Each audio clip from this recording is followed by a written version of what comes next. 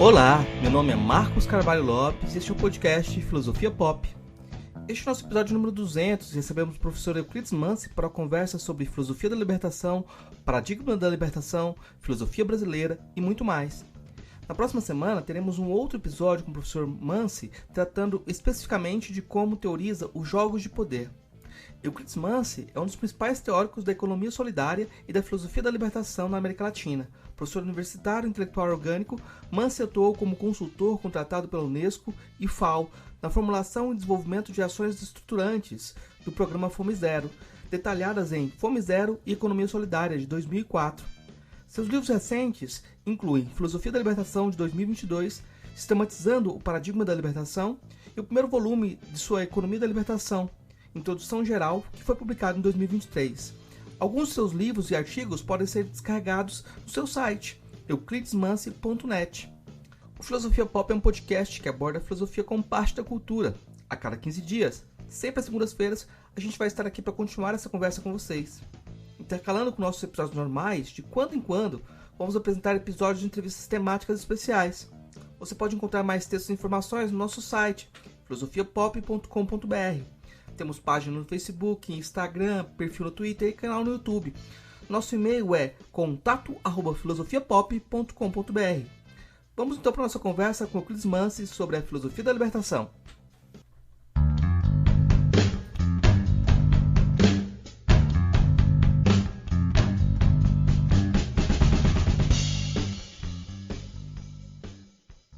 Hoje a gente recebe direto do Curitiba o professor Euclides Mansi, e é uma honra poder entrevistá-lo. Ele é um dos nomes paradigmáticos da filosofia da libertação. Eu estou falando paradigmático porque eu vou fugir da nossa primeira pergunta padrão, socrática, que seria o que é filosofia da libertação. Eu vou te perguntar de início, para a gente começar a conversar, professor, o que é o paradigma da libertação? Muito bem, obrigado, Marcos, pelo convite aí para esse bate-papo. A filosofia da libertação, ela foi produzida num contexto em que muitas outras elaborações sobre a libertação estavam sendo desenvolvidas na América Latina.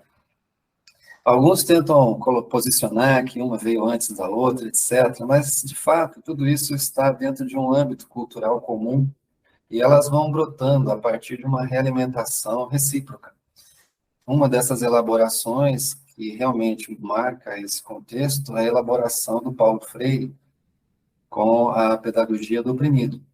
Ela abre um caminho muito importante a partir de certas características, como um conhecimento que se produz de maneira dialógica, um conhecimento que parte da problematização da praxis de libertação e que produz um conhecimento novo a partir do saber de experiência feito das pessoas, da sua história, das suas comunidades, e de um saber já científico, sistematizado ao longo do tempo, e que é importante unir esses dois conhecimentos na produção de uma síntese que gera um novo conhecimento, um conhecimento popular. Essa abordagem do Freire, ela acabou tendo uma repercussão muito grande em outras áreas. Então, se a gente pensa aí na área da sociologia da libertação, com Orlando Falsborda, a pesquisação, né, a pesquisa participante, no fundo, é justamente essa produção de um conhecimento comum a partir dessa intervenção, né, do pesquisador, da comunidade, produzindo um conhecimento que volta à praxis de libertação. Ela tem essa base dialógica também, a mesma abordagem epistemológica da praxis como critério de validade. A gente vê o que aconteceu também com a teologia da libertação, que buscava uma reflexão teológica também a partir da praxis histórica, analisando as consequências, os resultados disso do ponto de vista da construção do que os teólogos chamavam de reino de Deus, né? Todos os processos de negação dessa fraternidade pregada por um Jesus histórico, né? E como é que isso na praxis se fazia o processo da comunidade, das comunidades eclesiais de base, das pastorais sociais, a construção, a transformação da realidade a partir de uma reflexão também da comunidade, da reflexão teológica, unindo as duas coisas, fazendo a crítica da reflexão da comunidade, mas também da teologia, avançando na produção aí de uma reflexão da vivência da fé engajada nesses contextos históricos.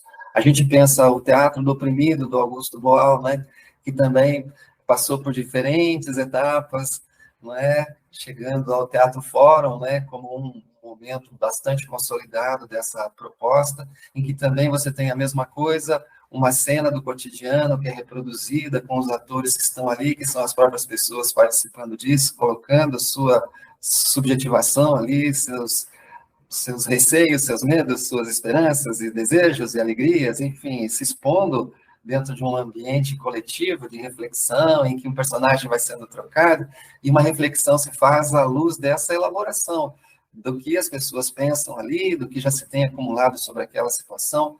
Então, a gente vai avançando por um conjunto de elaborações, a gente poderia citar outras, a antropologia da libertação, do Vivar Flores, o tema da ciência e libertação aqui no Brasil, Leite Lopes trabalhou com isso, o Brian Easley, que esteve por aqui também, trabalhou com isso. Então, a gente tem todo um conjunto de reflexões aí que, na verdade, tem um parâmetro comum. Eu me pus a investigar esse tema pensando o seguinte: qual é o paradigma que está na base de tudo isso? Haveria um paradigma? Qual é a elaboração gnoseológica, epistemológica, metodológica, axiológica, enfim, que está, de algum modo, permeando tudo isso? Existe uma unidade nisso tudo? Então, a primeira parte desse livro, que publiquei aí em 2022, né, que é uma pesquisa imensa, mas a primeira parte é dedicada justamente a isso. Qual é esse paradigma da libertação, né? Então, eu vou sistematizando aspecto por aspecto, cruzando essas elaborações todas, né? E, ao final, concluindo que, sim, existe um paradigma da libertação, produzido aqui na América Latina nesse período, um paradigma que deu muito conteúdo, que produziu muita reflexão válida do ponto de vista gnoseológico, epistemológico, metodologicamente comprovada na praxis de libertação, com uma axiologia comum, com valores éticos compartilhados no conjunto dessas elaborações, e que nos permitem, na verdade, produzir novos conhecimentos em diferentes áreas. Então, o que eu fiz, na verdade, a partir de tudo isso, foi uma pergunta que eu me coloquei quando eu estava sistematizando tudo isso, né? Já, na verdade, eu vinha trabalhando com o tema da economia solidária ao longo dos anos, mas a minha pergunta era: por que não houve uma economia de libertação? Tendo havido tudo isso, por que não houve uma economia de libertação? E mais do que isso, como seria possível produzir uma economia de libertação? Então, isso foi o trabalho que eu desenvolvi a partir dessa sistematização desse paradigma. Usando esse mesmo paradigma da libertação, eu formulei uma economia de libertação. E esse livro é um livro mais recente, né? Que saiu agora no final do ano passado. O primeiro volume, serão 7 volumes ao todo. E o segundo já está praticamente pronto, deve sair agora nos próximos meses. E pensando justamente isso, esse paradigma, ele já tem uma base consolidada, claro, com muitas lacunas, como toda a ciência, né? Sempre está desenvolvendo uma área ou outra, aspectos, né, que tem que ser aperfeiçoados, mas ele tem uma base consolidada, uma base muito sólida. E essa base muito sólida, eu entendo que na economia de libertação eu acabei de consolidar. Porque toda essa discussão que o Freire nos traz, de que ninguém liberta ninguém, ninguém se liberta sozinho, que os seres humanos se libertam em comunhão, e ele faz toda essa discussão do ponto de vista, não é, histórica, particularmente do ponto de vista do conhecimento, da cultura, né? Eu consolidei isso do ponto de vista econômico.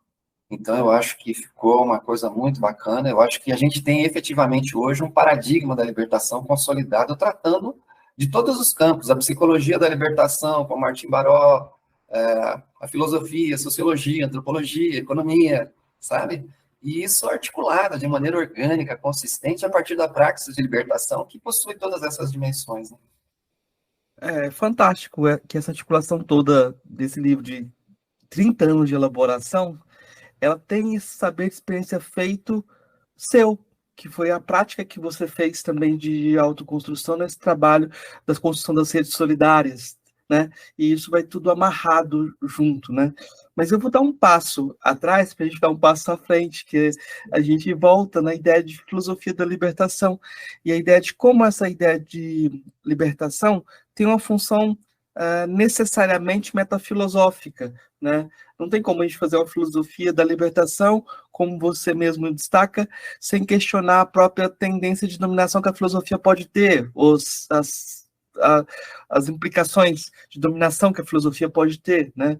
E quando a gente pensa na academia brasileira, a gente tem sérios problemas, né? Porque, com certeza, a maior parte das pessoas não vai ver a filosofia da libertação na academia, não faz parte dos currículos, e a maior parte dos trabalhos e das pessoas que trabalham com filosofia da libertação não estão em departamento de filosofia, ou estão na filosofia da educação, ou então em outras áreas. Como é que você vê isso? Porque parece ser uma tendência comum, muitas vezes, que a filosofia repele aquelas posturas que têm uma dimensão ético-política, né?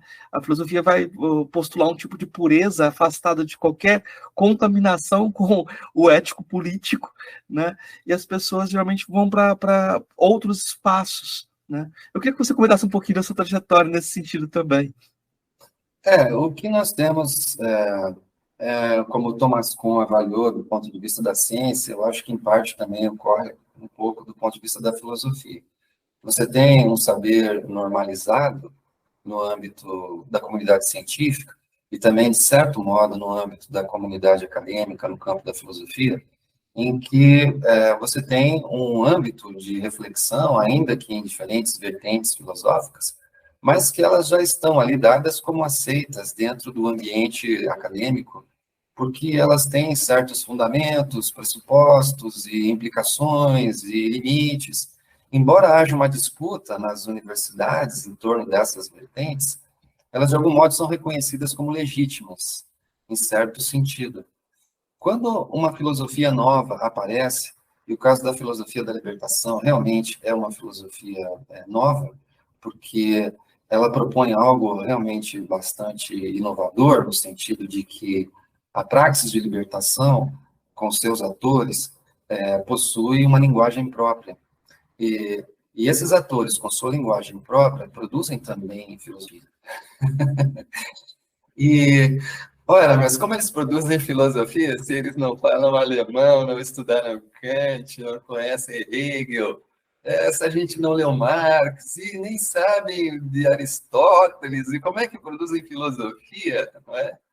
Quando muito tem o quê aí? Tem uma ideologia organizada, mas não uma filosofia, né? Então já começa por esse tema, de que, dialogicamente, você consegue perceber na praxis certos filosofemas, como diria o Roig, que eu acho um dos autores mais interessantes para trazer essa discussão a partir dessa perspectiva, que toda praxis possui uma teoria. Não existe praxis sem teoria. Toda ela tem, em graus diferentes de criticidade, de alienação, mas ali existe um universo simbólico, ali existe sentido e significados, e tudo isso está conectado com uma ação histórica, com uma praxis, né? E, analisando as diferentes praxis, se a gente analisa uma praxis de dominação, nós vamos estudando esses elementos teóricos que norteiam essa praxis, podemos chegar a uma teoria que, na verdade, justifica um processo de dominação. E se ela possui fundamentos filosóficos, esses fundamentos filosóficos acabam sustentando uma praxis de dominação, filosoficamente validada. Por outro lado, se a gente parte dessas praxis aí dos oprimidos em sua luta por libertação, nós vamos encontrando também certas ideias que são elementos de sustentação da sua atividade. E ao refletir criticamente essas ideias, nós podemos perceber que algumas delas possuem um grau de universalidade que não se limita somente àquela praxis. Quando se afirma a dignidade humana, quando se afirmam diferentes aspectos aí, não é? Enfim, que são valores éticos, não é? Que ninguém pode ser oprimido, que ninguém pode ser explorado. Quando esse diz que ninguém pode ser, ninguém é a universalidade. Nenhum ser humano pode recair nessa condição. Então, você não está discutindo a minha condição de oprimido ou de explorado. A gente está refletindo sobre a condição do ser humano na sua universalidade, que não pode sofrer qualquer tipo de violência, como essas que a gente está sofrendo. Então, quando você entra nesse patamar, o que acontece? você tem aquilo que o Roig chama de filosofemas. Você tem alguns filosofemas que são algumas teses, algumas ideias, que ainda que estão circunscritas a um determinado objeto, elas têm esse caráter filosófico, porque elas não se fundam por uma religião, elas não se fundam por uma literatura ou por qualquer outra referência. Elas se fundam porque, conceitualmente, elas argumentam uma legitimidade que ganha universalidade e se afirma com base em critérios que têm a ver com a própria praxis de libertação na sua sustentação. Então, você tem filosofemas ali. E o que se pode fazer quando se recolhem todos esses filosofemas que vêm a partir desses processos populares de libertação? Você pode construir uma filosofia de libertação. Então, essa abordagem do Roig é bem interessante para trazer esse tema.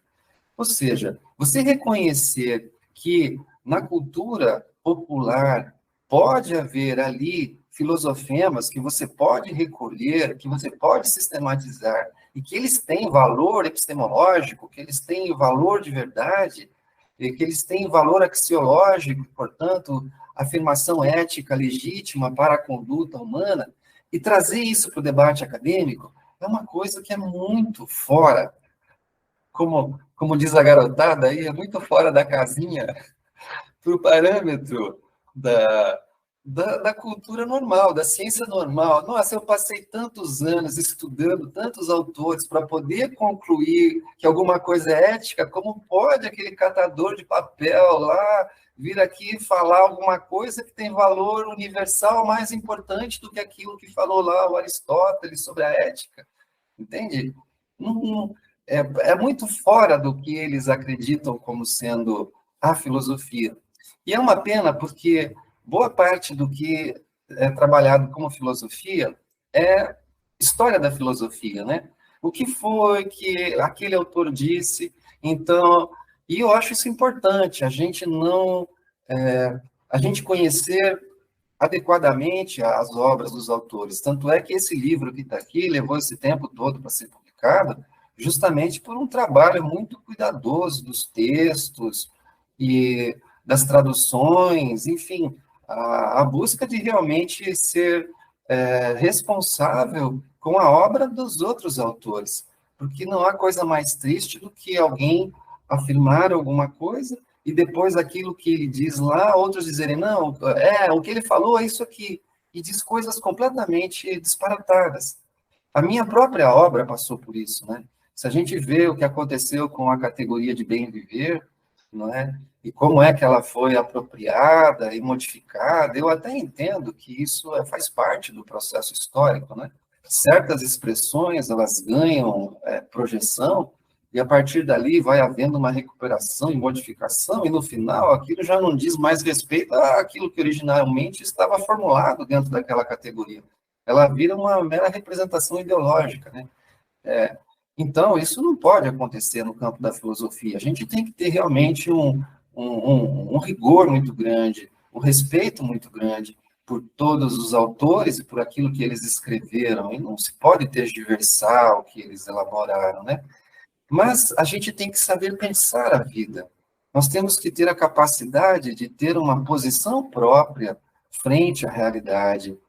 E essa posição própria tem que ser assumida com uma responsabilidade própria também.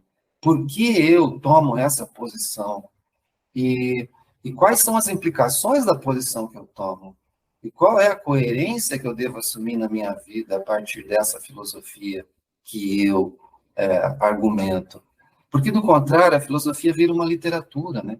É um modo como eu posso contar uma história sobre posso construir um relato sobre um evento, posso construir relatos diferentes, posso falar muitas coisas, mas qual é a minha responsabilidade com esses conteúdos que eu estou manifestando? Então, eu entendo que, para mim, e eu acho que isso é uma coisa bem importante da gente pensar, porque é uma crítica muito profunda da religião no campo da filosofia, e tem que haver mesmo. Ela tem que ser uma crítica contundente, rigorosa, tem que ir até o fim, não é? Desmontar todas as formas de representações ideológicas e de opressões e de tudo que possa estar amarrado aí. Então, o papel da filosofia é ser muito crítico mesmo, e a crítica à religião é essencial, como também a crítica à economia, à política, a crítica a qualquer coisa que, de algum modo, legitime formas de opressão e de dominação. Então, essa crítica tem que ser rigorosa. Mas, no final das contas, o que é que a filosofia propõe como referência ética para a minha vida? Como é que eu devo tomar as minhas decisões diante da situação de opressão, diante dos processos de libertação que os oprimidos realizam com todas as limitações desses processos? Então, se eu não vou buscar isso numa fundamentação religiosa, porque seria inconcebível para a filosofia fazer isso, eu tenho que estar tudo fundamentado argumentativamente, eu tenho que dar razões das decisões que eu tomo e os motivos, né, que me levam a agir assim também têm que ser questionados e criticados em sua dimensão ética. A filosofia tem que fazer isso. Então, não basta que a gente esteja numa universidade analisando um repertório de autores e depois fazendo uma crítica ao mundo inteiro e tudo que existe no mundo, e isso é muito bom. E no final diz assim, bom, e agora? O que é que você faz? Há uma tendência a cair numa posição relativista que eu não considero válida, né? Que cada um tem a sua posição e isso é a democracia, e eu não concordo. Que cada um tem a sua posição é essencial. Porém, a criticidade dessas posições é que é fundamental. Porque se alguém tem uma posição fascista, então é a posição dele, tudo bem. Alguém é um nazista, é a posição dele, tudo bem. Não tudo bem. Eu não posso aceitar que esteja tudo bem. Não é qualquer posição é válida. E, portanto, se alguém acha que aquela narrativa é a melhor, aquela narrativa é a legítima, e se aquela narrativa é a da maioria, então pronto, isso é a verdade. Eu não posso aceitar isso. E nesse livro, na parte final dele, eu faço toda uma crítica justamente dessas diferentes formas epistemológicas de validar discursos, seja de uma forma elitista, daqueles que se arvoram incapazes de dizer a verdade, porque conhecem o método, a linguagem e toda a forma de produzir o conhecimento, e eles têm o conhecimento verdadeiro, e que com o conhecimento verdadeiro dele eles vão libertar a humanidade, porque os outros devem, então, incorporar esse saber, que é o saber válido. Então, eu faço a crítica desse elitismo e, ao mesmo tempo, faço a crítica desse populismo, que o povo tem a verdade, que se aquela multidão está na rua lutando por sua libertação, então, eles têm a verdade. Eu devo depor o meu poder diante dessa verdade do povo que está lutando para... Também, isso é uma forma de populismo epistemológico. Não é porque a maioria diz que alguma coisa é verdade, que aquilo é verdade. Não é porque a maioria diz que alguma coisa é ética, que aquilo é ético. Tampouco eu posso aceitar esse tipo de populismo. Não podemos cair num elitismo teoricista, como diz o Paulo Freire, nem no basismo praticista desse populismo que aí está. Então, qual é o caminho? O caminho é uma filosofia crítica, libertadora, crítica, ou seja, que é capaz de reunir o saber de experiência feito, validado pela praxis, com todo o conhecimento filosófico acumulado, com todo o seu rigor epistemológico, etc., colocar esses dois saberes em diálogo e, ao mesmo tempo, fazer a crítica da filosofia, porque, como diz o Roig, ela pode ser um elemento de sustentação da dominação, e, por outro lado, recolher esses filosofemas, essas universalidades que vão brotando dessa praxis, que não aceita que ninguém seja oprimido, então ali você tem essa universalidade, e que, portanto, a partir desse saber popular, você produz uma filosofia de libertação popular, que não é nem elitista, nem populista, não é academicista, nem praticista. O que ela faz é justamente isso. Qual é a sua posição frente à sua realidade? Quais são os valores éticos que você vai assumir? Qual é a base epistemológica que você vai adotar para compreender criticamente a sua vida? E o que você vai fazer do seu conhecimento nesse contexto histórico que você se encontra? Como é que você vai responder do ponto de vista ético a isso que você assume como um valor ético na sua existência. Quais são as implicações disso do ponto de vista das outras pessoas? Então, a categoria de bem viver, ela aparece profundamente conectada com isso. O bem viver do indivíduo só existe se é o bem viver da comunidade. Os seres humanos se libertam em comunhão. E esse conceito aqui, que o Freire coloca de uma forma tão clara, eu estou aprofundando bastante nesse primeiro tomo da Economia de Libertação. Ali a gente vê claramente isso. E isso é assim, e eu costumo dizer aí nesses encontros que eu assessoro, né, quando o pessoal entra nessas temáticas, que o indivíduo se liberta, que ele sozinho vai fazer a sua libertação, etc., né? Aí eu costumo usar uma brincadeira, que eu digo assim, olha, então todo mundo levante a mão aí agora, tá certo? Agora olha bem para sua mão está vazia, certo? Certo. Para você se libertar, você precisa de meios, porque sem eles você não se liberta. Então agora você toque em alguma coisa que você fez sozinho, por si mesmo, sem a participação de ninguém. Toque em alguma coisa. No que você poderia tocar? Em nada. Você não pode tocar em nada, porque você nunca fez nada sozinho por si mesmo, absolutamente nada. Você não pode tocar num papel, numa caneta, você não pode tocar no telefone celular, você não pode tocar nem na comida, você não pode tocar em nada. E você não pode tocar nem em você mesmo, porque você mesmo não foi feito por você mesmo. O seu pai e a sua mãe participaram aí, cada um com metade do seu genoma. Então me diga, como é que você se liberta sozinho? Ninguém se liberta sozinho. Os seres humanos são seres que, por natureza, são seres livres e comunais, porque nós dependemos de uma comunidade. Por natureza, o mecanismo que a nossa espécie criou para que um ser humano sobreviva quando nasce é chorar. Esse é o mecanismo. Você chora. Mas por que chora? Por que chorar é um mecanismo de acoplamento estrutural que é capaz de fazer com que a nossa espécie sobreviva? Porque a comunidade humana vai lhe acolher nas suas necessidades, em tudo o que você precisa. Porque se ela não te acolher em todas as suas necessidades, você não sobreviveria a uma semana, você estaria morto. Então, nós somos seres por natureza comunais, e os seres humanos se libertam em comunhão, tá certo? Então, todo esse tema que é fundamental do bem viver. O bem viver possui condições materiais, que são necessárias, sem as quais a liberdade não se realiza. Então, como é que a nossa liberdade é exercida de modo tal para que essas mediações materiais possam estar disponíveis para todos, realizarem a sua liberdade, atender às suas necessidades? Os meios de poder, os meios políticos e sociais, dos conflitos e das contradições, mas também das solidariedades e das colaborações para a construção do novo, né? O saber necessário, que tem a ver aí, os fluxos de conhecimento, que tem a ver com informação, educação, comunicação, que são elementos necessários também para que a gente possa, não é, ser livres. E, por fim, a dimensão ética, que é a quarta condição aí do bem viver, como eu coloco, que a liberdade somente é eticamente exercida se promove a liberdade dos outros. Então, se eu exerço a minha liberdade atuando com os meios materiais de poder, de conhecimento, para expandir a minha liberdade, aniquilando a liberdade dos outros, isso não é uma liberdade eticamente exercida.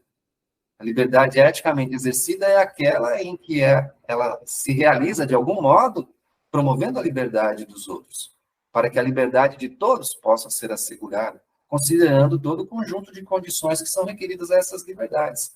Então, aqui eu acho que é o grande tema, que as universidades têm essa dificuldade de lidar com a filosofia da libertação, porque ela toma realmente uma posição e ela argumenta uma posição, ela tem uma posição que está muito bem fundamentada, diga-se de passagem, muito bem fundamentada, do ponto de vista epistemológico, axiológico, muito bem fundamentada. E eu acho também que houve um problema aqui nas nossas universidades, porque quando se fala de filosofia da libertação, a maior parte dos filósofos, se você pergunta a um autor, me dê 3 autores de filosofia da libertação, eles iam citar para você teólogos e obras de teologia. porque uma parte deles não sabe a diferença entre filosofia da libertação, ou teologia da libertação, ou antropologia da libertação, ou psicologia da libertação, eles nem sabem que existe isso. Porque isso não é da área deles, eles investigam a área de pesquisa deles, então eles não sabem que tudo isso existe. E ao não saber que tudo isso existe, eles acham que a filosofia da libertação é trazer para dentro da filosofia uma fundamentação religiosa, tá certo? E isso é um problema também porque alguns filósofos da libertação, e particularmente um deles, que foi um dos mais aí proeminentes na América Latina, o Henrique Dussel, ele é um teólogo e um filósofo. E as obras de filosofia dele, as obras de teologia dele, têm um arcabouço similar. Então, o que acontece é que muito do que o Henrique Dussel fala do ponto de vista filosófico, muita gente interpreta do ponto de vista teológico. E cá entre nós, isso daí já aconteceu com Hegel e com tanta gente no passado, né? Não é o Dussel o primeiro autor que se faz essa confusão, né? De teologia com filosofia, etc., por parte dos críticos. O Marx soube muito bem apropriar-se do método de Hegel e produzir uma filosofia dialética, materialista, e levando às últimas consequências o que era o pensamento dialético de Hegel, que não estava recuperado numa outra vertente, que era aquela vertente que trata o espírito como de uma forma religiosa, né? O Marx vai muito bem perceber que não se trata de um espírito que permeia toda essa comunidade humana, né? Que dentro do sistema de produção em que estamos é o capital que realiza essa universalidade do valor, né? Em que a comunidade está negada porque o capital se afirma como uma forma de alienação da comunidade humana universal, né? Mas se você percebe a dialética do Marx e do Hegel nessa ideia de que há algo que se exterioriza e que se afirma particularmente, que depois se recupera na sua universalidade, essa mesma dialética do espírito aqui, você analisa um modo de produção do capital, né? O capital que se exterioriza, se objetiva como um produto, depois ganha a sua particularidade no mercado e a sua universalidade como dinheiro, né? Isso eu estou analisando aí na minha tese de doutorado e também numa passagem aqui da economia de libertação, eu também trato desse tema da universalidade do crédito e do capital como alienação da comunidade humana, né? Mas, enfim, eu acho que isso também foi um outro problema, porque uma parte da academia falou, não, a gente não pode deixar isso aqui entrar aqui. Por quê? Porque isso daqui é a corrosão da filosofia, né? Nós vamos voltar a uma filosofia serva da teologia, né?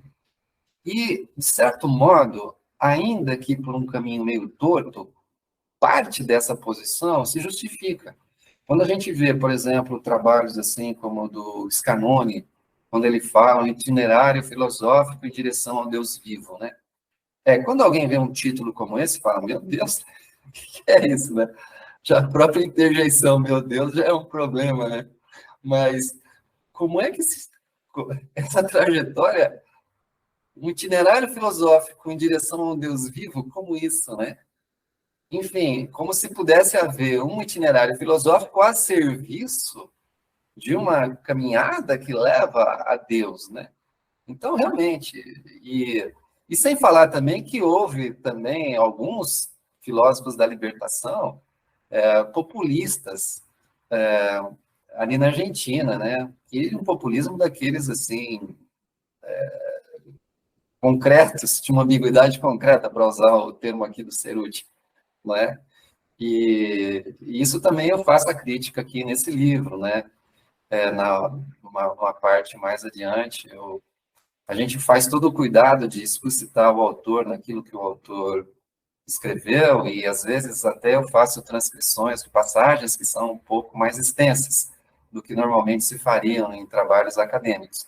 Mas eu acho isso importante, porque se eu fico simplesmente dizendo, não, o fulano disse isso, isso e aquilo, tudo bem, o Euclides falou que o fulano disse isso, né? Mas se você tem aquela passagem do fulano ali, e o fulano mesmo dizendo aquilo ali, ainda que fique um pouquinho mais extensa aquela citação, eu acho isso importante numa obra como essa aqui. Porque, na verdade, seria muito difícil que um leitor desse livro aqui vá refazer a pesquisa que eu fiz com tantos materiais e tantas obras raras, difíceis de serem encontradas. Tem um texto aqui do Salazar Bond, uma passagem que ele fala da dependência, que eu encontrei num sebo em Lima, acho que era Virei o nome do sebo por onde eu andei lá, e era ainda, sabe aquelas coisas datilografadas assim, em que você tem aquela capa que tem um corte vazado, assim, que a capa, na verdade, tem um corte onde fica o título da conferência ali, né? Cara, encontrei aquilo num sebo em Lima, e aquilo é o Salazar Bond mesmo, cara, porque você sabe que é, né? Tanto é que estava tudo. Era um texto apresentado em algum lugar, em algum congresso, e estava ali, né? Mas você percebe pelas categorias, por toda a estrutura, por tudo que está ali, né? Pela datação, aquilo é o Salazar Bond. E então, Salazar Bond falando da ideia de dependência com uma abordagem muito mais ampla do que aquela que normalmente a gente pega quando lê ali, existe uma filosofia de nossa América, né? Então, ali aparece alguns conceitos de dependência, mas nesse outro texto. Então, quando é que alguém vai encontrar um texto desse? Que você põe na internet, põe o título, busca lá, não acha em lugar nenhum. Não existe em lugar nenhum, né? Então, aqui no IFIO, a gente montou uma biblioteca importante, com esses materiais todos que foram recolhidos assim, de tantos modos, né? E no final a gente tem aqui, seja por fotocópias, por textos que nos enviam, por livros e artigos e outras coisas, e ultimamente também com materiais digitalizados, mas a nossa biblioteca aqui tem mais de 1.000 títulos que foram recolhidos ao longo do tempo, né? Sobre filosofia da libertação. Hoje em dia, efetivamente, tem muito mais do que isso, mas naquela época ali, nos anos 90, a gente já tinha reunido esse material todo. E, enfim, eu acho que esse livro saiu meio tarde, infelizmente, eu gostaria de tê-lo publicado antes, mas acho que valeu a pena esperar, porque saiu uma obra muito rigorosa e muito madura, assim, do ponto de vista do conjunto da elaboração. Pois eu queria voltar em alguns pontos, tem muita coisa interessante no que você disse, mas eu acho que esse panorama que você fez do lugar da filosofia da libertação, a gente pode complementar ele pensando como a esquerda brasileira, vamos dizer, a esquerda uspiana, rejeitou a conversa com a América Latina também, né? Em nome, não sei, de um tipo de universalismo ou até do estruturalismo metodológico na leitura, um tipo de leitura imanente de textos, em que eles se afastavam de qualquer tipo de trabalho contextual. Por um lado, eu queria chamar a atenção disso, porque quando você vê quem trabalhava com trabalhos contextuais, com filosofia brasileira, Antônio Paim, Vélez Rodrigues, né? A primeira tese de filosofia africana no Brasil, da Helena Teodoro, foi orientada pelo Vélez Rodrigues e o Antônio Paim, né? É como se a filosofia que era mais contextualizada fosse de direita. Como é que você vê esse lado da questão?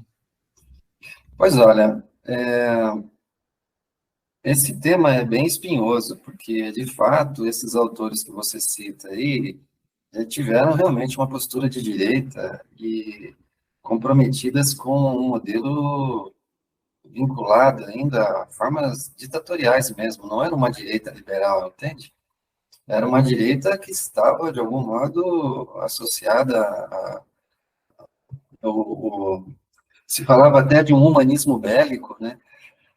Luiz Washington Vita, uma vez, escreveu um texto muito interessante, ele fez uma conferência na Alemanha em 66, em que ele posicionava a filosofia no Brasil.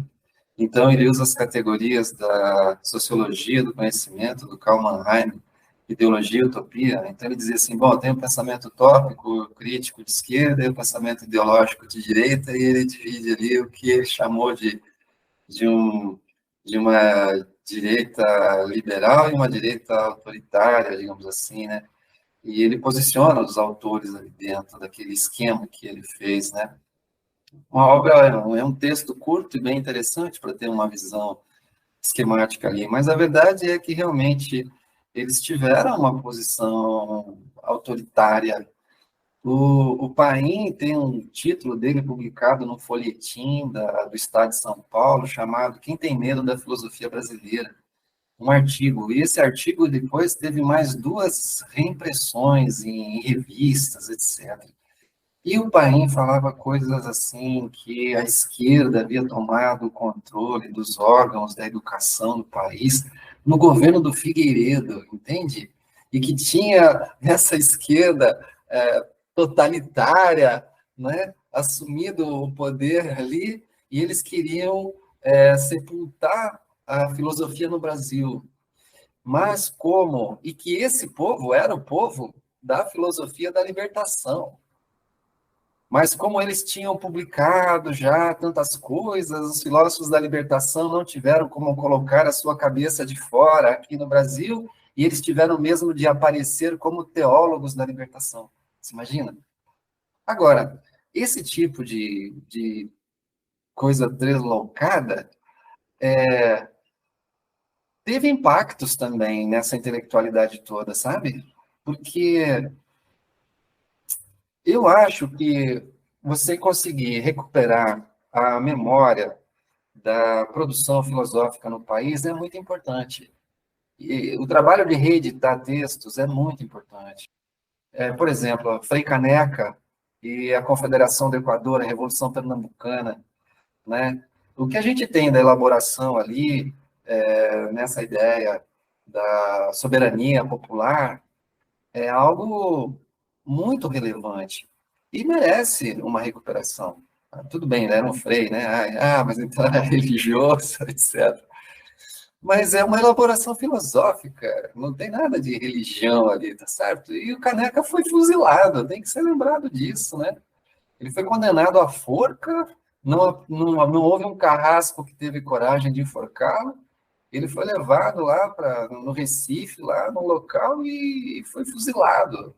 Um revolucionário brasileiro, e que morreu defendendo princípios que não estavam relacionados à religião, Deus falou isso, Deus falou aquilo. Não, estava defendendo o conceito de soberania popular, que no primeiro momento aceitava a monarquia, porque havia uma Assembleia Nacional Constituinte, que deveria ser expressão da vontade popular, e que quando Dom Pedro dissolve a Assembleia, então ele, com outros, né, assume uma posição revolucionária no Nordeste, né, a famosa Confederação do Equador, e que vai resistir, e que vai criar uma república também. Não foi assim a nossa Comuna de Paris, né? Mas a gente também tem uma república que dura por um certo tempo, né? Então, eu acho super importante recuperar isso, entende? Quando a gente faz de uma forma com a metodologia correta, né? Quando a gente faz uma recuperação do texto dentro de um contexto, traz o autor, suas elaborações, o que ele escreveu, e fazer a crítica disso também, os limites dessas elaborações, o que foi, o que não foi. Então, eu acho isso legítimo, né? Agora, esse tema da metodologia que foi adotada na USP e de como isso repercutiu no modo como fazemos filosofia no Brasil, eu não tenho elementos maiores para poder me posicionar. Eu precisaria fazer um estudo rigoroso disso para entender efetivamente o que passou, como passou e por que passou. É preciso lembrar que aqui no nosso país, uma das obras que foi muito reproduzida para o estudo de filosofia, lá nos seus inícios aqui, foram as noções de filosofia do Leonel Franca, né, do padre Leonel Franca. Noções de História da Filosofia, creio era o título. E esse livro, ele era um horror, né?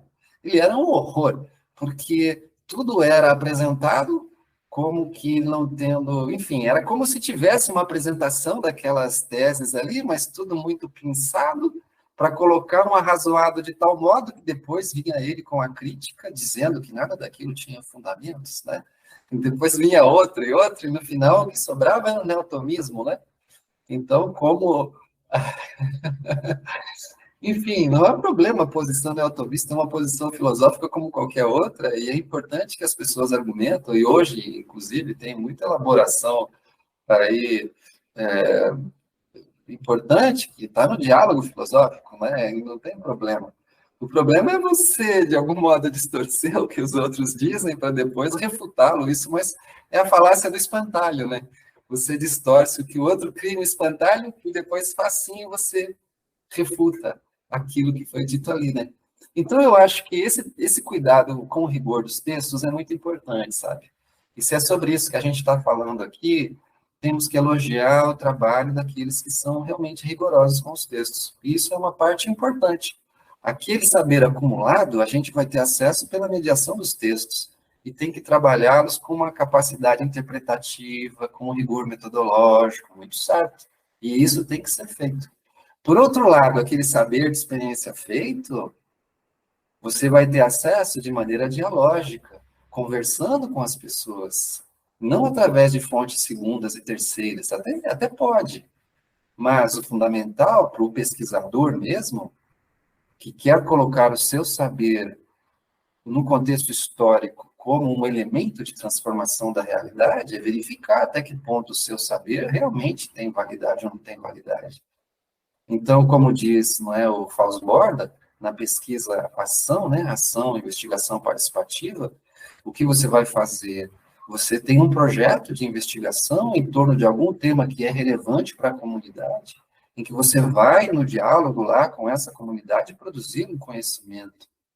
E aí, não é a interpretação do texto escrito. Aí você tem que ter uma capacidade de interpretar uma outra forma de linguagem que aquela linguagem popular que está ali.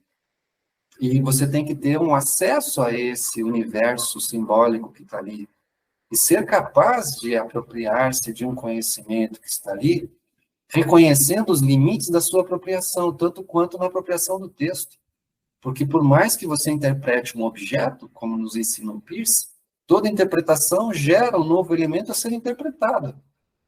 E se a gente não cuida com isso, entramos numa espiral aí de interpretação, em que uma interpretação gera outra, e sempre haverá o interpretador mais, não é, aí, avalizado para fazer essa interpretação, e no final das contas a gente cai naquilo que o Félix Guattari e o Gilles Deleuze chamam de trapaça do interpretante, da semiótica significante, que você fica naquele significante, produzindo mais significante, que produz significante, e você não sai disso o resto da sua vida.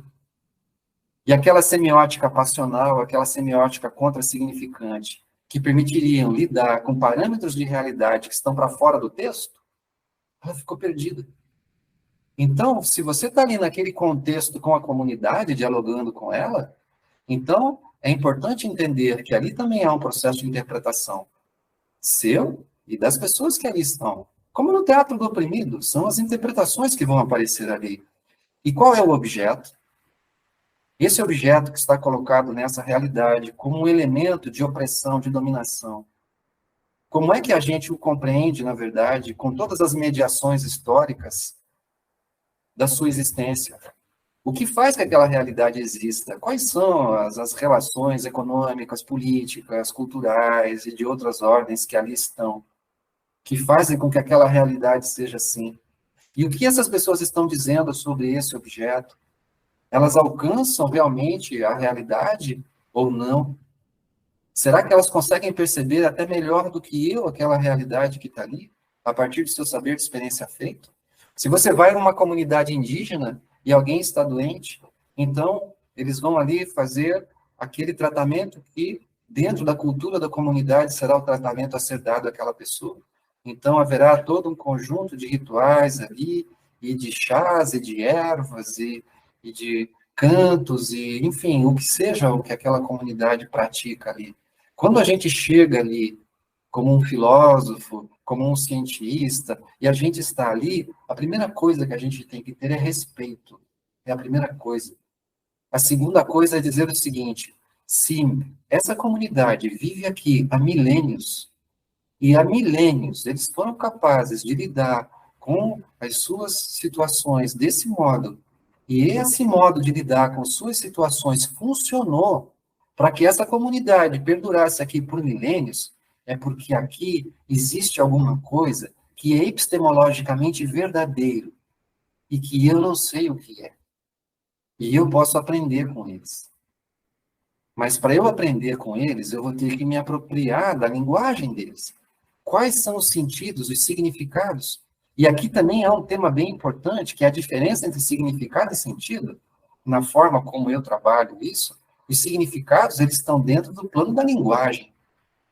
Então, eu tenho os significantes, os significados, e eu posso entrar naquela semiótica ali, não é? Do significante e ficar perdido nisso a vida inteira, tentando interpretar, e agora eu tenho a melhor interpretação daquilo que foi falado.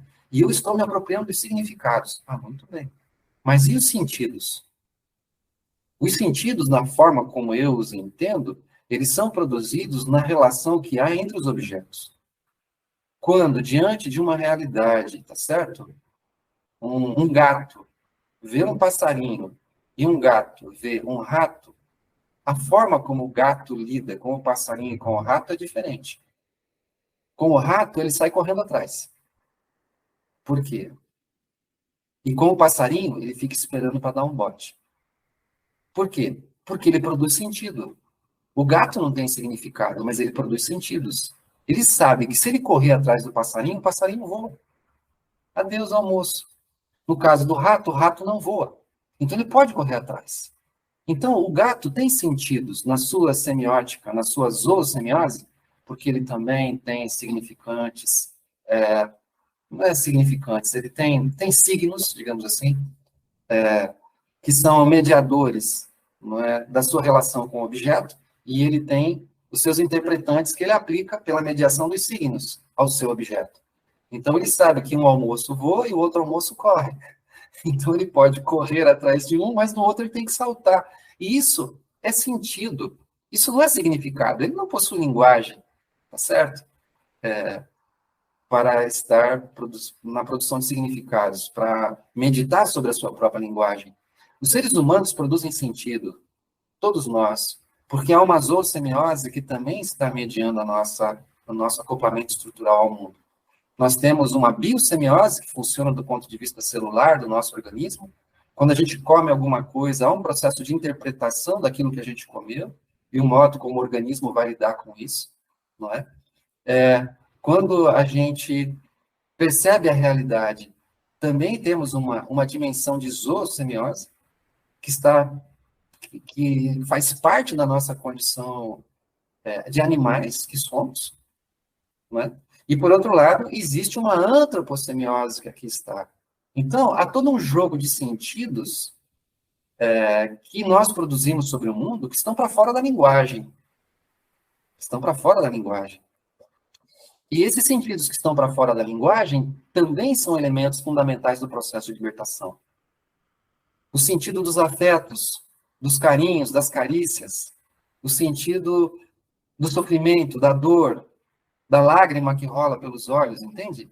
Do sorriso de uma pessoa. Isso não são significados, são sentidos. Ou nós temos a capacidade de nos conectar com a outra pessoa pelos sentidos, ou a gente não vive a empatia. Porque esse pathos que nos afeta não é um argumento que nos afeta.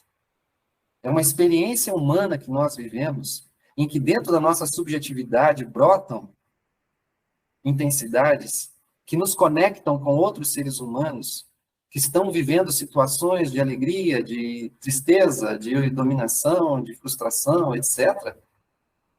E que estamos conectados ali. Então, aqui a gente está numa outra camada de realidade.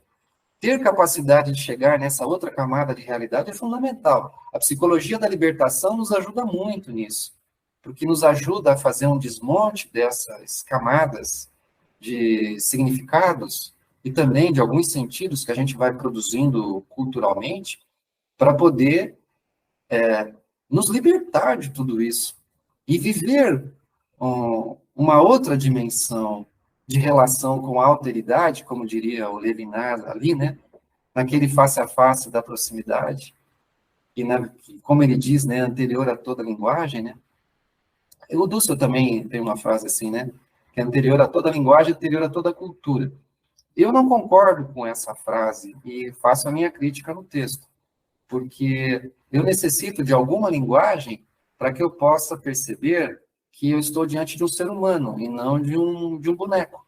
Eu preciso de uma semiótica. Se eu não tiver uma semiótica, se eu não aplicar um signo àquele objeto, no sentido técnico da semiótica aqui, né? Uma pessoa não é uma coisa, mas do ponto de vista da semiose são objetos dinâmicos, né? É a categoria lógica que se aplica. Então, se eu não, diante desse objeto dinâmico, tá certo? Se eu não tiver um signo que faz a minha mediação com ele, eu não tenho como aplicar interpretantes. Então, eu não teria como dizer se aquilo é um ser humano ou é uma estátua, se eu não tiver um signo mediador e aplicação de interpretantes. Logo, todo esse tema da exterioridade e da totalidade e da radical separação entre uma coisa e outra, isso, para mim, metafisicamente, você até pode conceber isso, mas do ponto de vista histórico, isso não é real. Isso não ocorre assim. O modo como a gente se relaciona com o mundo não é assim. Funciona de outra maneira. A própria linguagem que eu uso para dizer o mundo não brota de mim, da minha totalidade. Isso vem da minha múltipla relação com o mundo, porque elas são incorporadas. Não existe uma palavra que eu tenha inventado, independentemente da relação com outras pessoas, entende? Então, para mim, isso daqui não tem... eu respeito muito essa elaboração, porque eu considero a relevância que ela tem do ponto de vista de nos ajudar a perceber formas de opressão e de dominação, identificar processos. Então, do ponto de vista dessa forma de análise, ela nos leva a um caminho interessante, mas chega um ponto que ela tem o seu limite. E o ponto em que ela tem o seu limite é esse. É o momento histórico de entender a real transformação das coisas. Porque o mundo dos fluxos, dos laços e dos anéis que nos constituem, ele não pode ser compreendido de maneira metafísica, entende? Não há como. A semiótica nos ajuda a fazer isso, porque ela trabalha com todas essas outras dimensões de fluxos, dos objetos dinâmicos, dos fluxos, dos signos, das semioses, das interpretações, e não existe realidade que a gente possa tocar que não esteja mediada por esses fluxos, entende? Então, acho que esse tema é muito relevante. Acho muito relevante a gente ser capaz de interpretar os textos da forma mais rigorosa possível e efetivamente conseguir recuperar aquilo que o autor pretendeu dizer ali, embora que nem sempre ele tinha a clareza que o interpretador tem, porque quando ele escreveu, ele não tinha aquela clareza toda que o interpretador chega aqui dizendo que ele tinha, tá certo? E, por outro lado, eu acho muito importante que a gente também seja capaz, nesta dialógica com as pessoas, no cotidiano da vida, ser capaz de ouvi-las e de aprender com elas, a partir da sua história, da sua vida, do seu saber de experiência feita, e ser capaz de colocar em confronto isso que a gente tem acumulado como um conhecimento já sistematizado, com o que as pessoas vivem, e a partir daí nos questionarmos sobre o que nós devemos fazer e como a gente deve viver, para que a gente possa efetivamente realizar o nosso bem-viver e o bem-viver das pessoas, numa sociedade mais justa, mais humana, democrática, etc. Nesse sentido, eu fiquei pensando que às vezes o gatinho brinca com a bola, e a bola não é para, né, não faz parte da caçada, e que o Peirce às vezes fala de deboche do pensamento, aqueles problemas que a gente trabalha, porque a gente não quer resolver, a gente quer só ficar, faz parte do jogo, manter o jogo, né? E a academia às vezes tem isso, né? Mas eu queria então perguntar por que para você foi necessário buscar um trabalho mais denso sobre a libertação em Marx, fazer essa leitura. Por que isso foi necessário? Por que essa obra, isso foi um trabalho que você fala, você destaca isso, você fala, eu precisei fazer isso demorou porque eu precisava fazer essa análise. Por que dessa necessidade? Exatamente. Aqui tem um tema que eu acho muito importante, por isso mesmo que a gente já estava falando agora há pouco, pelo respeito que a gente tem que ter com todos os autores. Não importa o perfil ideológico de um autor. Se você vai tecer algum comentário sobre a obra dele, você tem que dar o mesmo tratamento rigoroso epistemológico à obra desse autor. Por exemplo, eu escrevi um texto crítico a Olavo de Carvalho.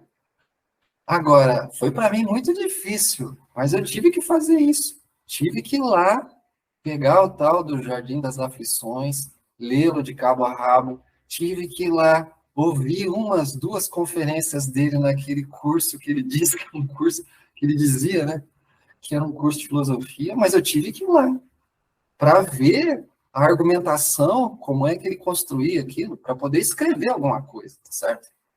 Porque isso é uma obrigação minha como filósofo. Eu não tenho o direito de simplesmente pegar o que alguém me disse de alguém e sair reproduzindo isso. Por mais que eu tenha tido um bom professor naquela matéria, que me explicou muito bem aquilo tudo, é meu dever ir lá e ler antes de sair falando qualquer coisa sobre o que aquele autor teria dito. Então, o que acontece? Naqueles anos 70, em torno dessa polêmica das vertentes de filosofia da libertação lá na Argentina, diga-se de passagem, porque isso é um problema argentino, tá certo? Salazar Bonde não tinha nenhum problema em ter uma posição marxista com respeito à sua visão de libertação, e Leopoldo Zé também não tinha nenhuma dificuldade em incorporar reflexões da dialética de Marx na sua abordagem, sempre crítica, mas sem nenhum receio. Mas ali na Argentina, dado o contexto histórico do peronismo e das disputas entre esquerda, direita e populismo e etc. e tal, isso leva a se tornar uma questão limite, porque havia a ideia de que o Marx ele era um promotor da comunidade dissociada, aquele que defende a contradição, a luta de classes e que dissolve a relação no seio de uma comunidade, né? Quando, na verdade, a gente vai ver, lendo Marx, que é muito diverso o que se dizia ali.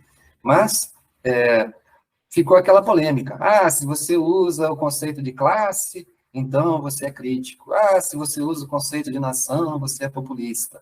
Ah, então aqui é aquela coisa toda. E eu pensei comigo, não, eu não posso simplesmente publicar um livro sobre filosofia da libertação e reproduzir uma polêmica desse tipo nessas condições, né, cara? Eu não posso. Isso é inconcebível. Então, o que eu tenho que fazer? Eu vou ter que ver o que o Marx falou sobre libertação. Eu tenho que ver o que o Marx falou sobre libertação. Mas como é que eu vou fazer isso? Né? Porque a gente tem só uma parte dos textos do Marx traduzida, né, ao português, e muitas vezes, por mais que as pessoas se esforcem para fazer uma boa tradução, elas estão sempre, de algum modo, interpretando também o texto, e, no fim, saem coisas meio inadequadas, para dizer o mínimo, né? Então, o que eu tive que fazer? Aí eu tive que tomar uma decisão, que foi aquela decisão corajosa, né? Vou pegar a MEV, aqueles 40 volumes em alemão, eu vou ver aonde é que foi que o Marx usou a palavra Befreiung, Freisetzung, emancipação, e vou lá, aqueles 40 e tantos volumes ali. Então, desenvolvi um algoritmo adequado de programação para fazer o tratamento do texto, de modo tal que tomei aqueles 40 volumes e os converti num formato que era pesquisável pela tecnologia de informação que eu estava usando, produzi um script que me permitia varrer o texto inteiro, do começo até o fim, onde o Marx usou a palavra Befreiung, Freisetzung, emancipação, o meu programa recolhia aquele parágrafo inteiro e trazia para uma compilação que me deu, afinal, mais de 400 páginas em alemão. Aí tive que fazer um processo de uma tradução desse material para poder enxergar em cada emprego que o Marx fazia a forma e o sentido daquilo, o significado daquilo. E não era só ele que usava a palavra, porque ele está criticando muitos autores e etc. e tal. Então, ali tinha um mundo de de gente usando a palavra libertação com um mundo de significados diversos, etc. e tal. Então, isso foi um outro trabalho gigantesco também, de poder organizar cada coisa, enfim, onde é que é o Engels que está falando, onde é que é o Marx que está falando, onde é que é o Skinner que está falando, mas isso daqui é de outro autor. Então, você vai organizando todo aquele material, etc. e tal, e fala assim, caramba, olha isso aqui, mas olha essa outra coisa que está aqui também, né? E você começa a descobrir que o Marx usou a palavra libertação de formas tão interessantes que você começa a se perguntar, mas o Marx já não era ele próprio um filósofo da libertação, né? Em que sentido poderíamos dizer que teria sido ou não teria sido um filósofo da libertação? Então, foi um trabalho muito interessante. Desse material todo, então, eu comecei a escrever um capítulo, né? Que seria o capítulo desse livro que está aqui, que era um capítulo sobre como Marx usou. Porque eu também fiz uma parte assim, depois sobre o Nietzsche, e sobre alguns outros autores que também usaram o termo, né? Para dar essa precisão.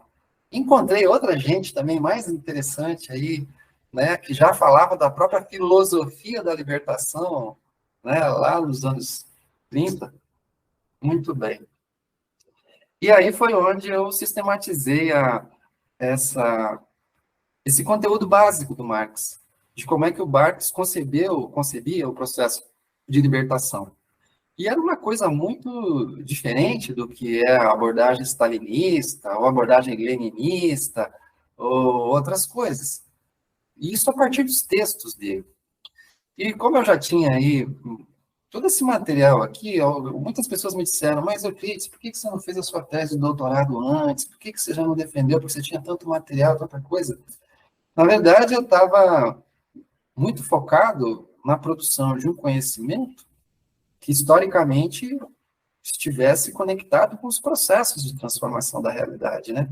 Então, esse era e sempre foi, né, o foco da minha produção, né? De que, de algum modo, ela tinha que estar conectada com os processos históricos de transformação. E, de fato, teve uma repercussão super importante. Todo esse tema das redes de colaboração solidária, redes de economia solidária, Bem Viver e tantas outras coisas, né? Mas quando chegou nesse momento, eu falei, não, essa pesquisa do Marx aqui, eu não vou conseguir colocar tudo isso nesse livro, né? Não dá, é um capítulo. Então, eu fiz um capítulo que ficou meio extenso e tal, mas mais ou menos sistematizei ali, então tá aqui, né? Mas o que eu faço com todo esse mundo de pesquisa feita, já sistematizada, etc. Posso fazer disso um livro à parte, publicá-lo como um livro à parte. Falei, mas eu vou fazer uma coisa diferente, eu vou transformar isso aqui numa tese mesmo e vou levar para a academia. Por quê? Porque aí eu vou forçar a discussão dentro do ambiente acadêmico sobre uma certa abordagem de libertação que está consolidada, né, dentro de uma certa em um autor, né, que no caso é o Marx, mas que não foi, na minha opinião, adequadamente recuperada. Então, se a gente vê, assim, entre os conceitos fundamentais daquele dicionário de pensamento marxista do Tom Botman, se você procura lá, você não vai encontrar a palavra libertação ali. Como se essa categoria não fosse essencial no Marx. Você encontra a emancipação, mas não encontra a libertação. Como se emancipação e libertação fossem a mesma coisa. Mas não é. Não é. E é isso que eu vou aí apresentar na minha tese, que também esse ano aí já vai, se tudo der certo, também esse ano vai para publicação também. É por isso que demorei tanto tempo, né? Não, tem muita coisa. Nessas passagens do Marx tem o problema de tradução em relação ao Estado e poder público, tem algumas coisas, alguns achados assim que são muito interessantes. Mas eu vou fazer outra pergunta sobre o verbo comunir. Ah, Eu acho que esse é ótimo, né? Cara, esse é ótimo. É uma alegria para mim isso. Poder recuperar um verbo, ou talvez até introduzir um verbo na língua portuguesa a partir do latim, né? Que delícia isso. E eu acho que vai fazer tanta diferença esse verbo, né? Comunir, né? Esse verbo, né, tem a ver com, resumindo isso, em munir de forma recíproca, na melhor condição possível, aquilo que seja possível prover para realizar a liberdade de um e de outro, comunir. E esse verbo, lá na origem, tem a ver, é a raiz da palavra comunhão, né? E também está na origem da noção de comunismo, né? E que tem a ver com a mesma lógica, o que é de cada qual segundo a sua capacidade e a cada qual segundo sua necessidade, né? Então, o processo o comunir em si, ele tem a palavra munium, que tem a ver com um caráter ético também, porque é uma responsabilidade que você tem pelo outro e que, de algum modo, faz com que você provê ao outro aquilo que o outro precisa. Mas também existe a reciprocidade nisso, por isso é tá certo? Não é só um munir, é um comunir, porque o outro também te provê naquilo que você necessita para realizar a sua liberdade. Mas tem algo mais do que isso. Por quê? E isso também eu vou explorar na tese lá, e o Marx é muito feliz nisso. Porque não se trata simplesmente de coisas que são colocadas em comum. Se trata de ser em comum. Ser em comum. O ser humano é um ser comunal. A nossa identidade, ela só existe no meio de uma comunidade. Não existe um ser humano indivíduo isolado. Por isso, como diz o Marx, não existe self-stupefying, não existe a autolibertação do indivíduo por si mesmo, tá certo? Nós sempre nos libertamos de maneira comunal, daí a felicidade do Freire com essa expressão. Os seres humanos se libertam em comunhão. Mas, quando a gente retoma o comunir, que está na base da comunhão que o Freire está usando, ainda que o Freire não tenha feito essa passagem que eu estou fazendo aqui, porque ele tem um sentido. O que eu fiz foi recuperar a história, digamos assim, da origem disso, como é que isso vem lá na origem. Existe uma responsabilidade, portanto, ética minha, ao participar dessa comunidade, em promover a libertação do outro, que também promove a minha libertação. E aqui nós somos humanos. O ser humano é aquele que escuta uma criança chorar e ele atende a criança que chora. Não importa que seja meu filho ou não é meu filho. É um ser humano que precisa de um acolhimento. E se eu não acolher esse ser humano que necessita, ele vai morrer. E faz parte da minha natureza humana acolher isso, esse choro, essa necessidade do outro e atendê-lo naquilo que ele necessita. E então, essa noção de comunhão, se a gente for trabalhar do ponto de vista das semioses que eu falava antes, a gente pode transitar até da antropossemiose da comunhão a uma zoosemiose dessa comunhão, da necessidade da nossa espécie em acolher aquele que chora, em acolher o indefeso, para que ele sobreviva. E foi graças a esse mecanismo, ao longo do tempo, que essas coletividades que não eram humanas ainda, deram origem às comunidades humanas.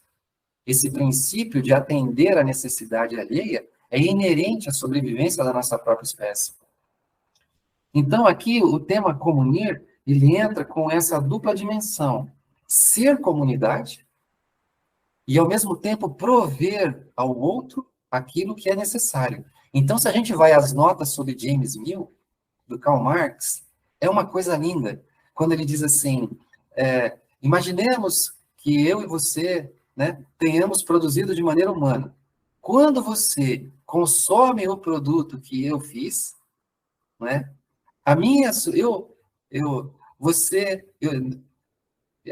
eu sou reconhecido por você, porque você reconhece que no meu produto eu existo, eu estou ali no meu produto. Eu sou sentido por você, eu sou confirmado por você, no seu pensamento e no seu amor. Para você, eu teria sido um mediador entre você e a espécie humana. E nesse momento, eu percebo, eu reconheço a minha verdadeira natureza humana, a minha natureza humana comunal.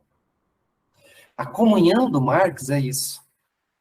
Não é aquela comunhão do comunismo vulgar, que põe todas as coisas e os meios, as mercadorias, né? Não tem mais o mercado, enfim, mas você coloca os valores de uso disponíveis para que todos possam se apropriar daquilo e realizar sua liberdade. Não. Não se trata de uma apropriação das coisas do mundo alienada. Se trata de ser comunidade, de reconhecer a si próprio no produto do trabalho que outro consome, reconhecer que existe outro no produto que você incorpora na sua vida.